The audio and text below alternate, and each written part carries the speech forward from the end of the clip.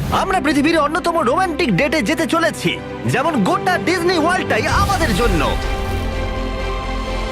Disneyland, তুমি বলেছিলে world. তাই?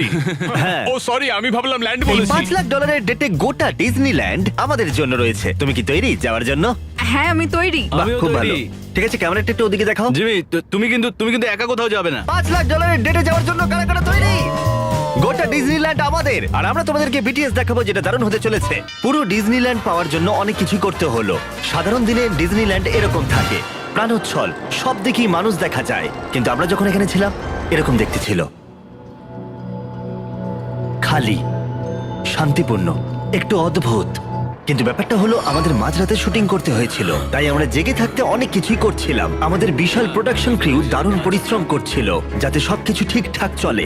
বিস্ট ব্র্যান্ডকে রিপ্রেজেন্ট করো। আমরা যেমন এসেছি তেমনই ফেরত যাব, ঠিক আছে? সবাই ঠিকঠাক থাকো।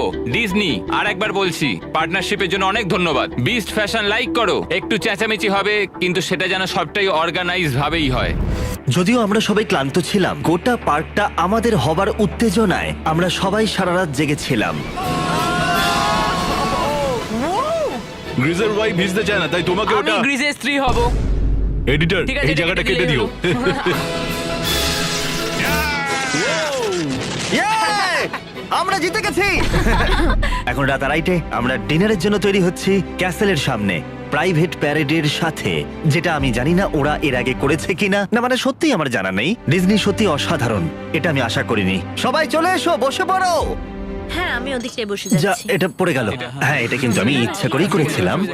আমরা এই ভিডিওগুলোতে অনেক পরিশ্রম করি, কিন্তু এই মুহূর্তগুলোই স্মৃতি হয়ে থাকবে। নিজের মতো সবাই ঘুরে দেখো, আর যদি তোমরা এই বিহাইন্ড দ্য সিন ভিডিওগুলো এনজয় করো, আমাদেরকে জানাও। দারুণ, হ্যাঁ, ভালো। আমরা তোমাদেরকে দেখাই যেগুলো ক্যামেরা চলার সময় আমরা দেখাই না।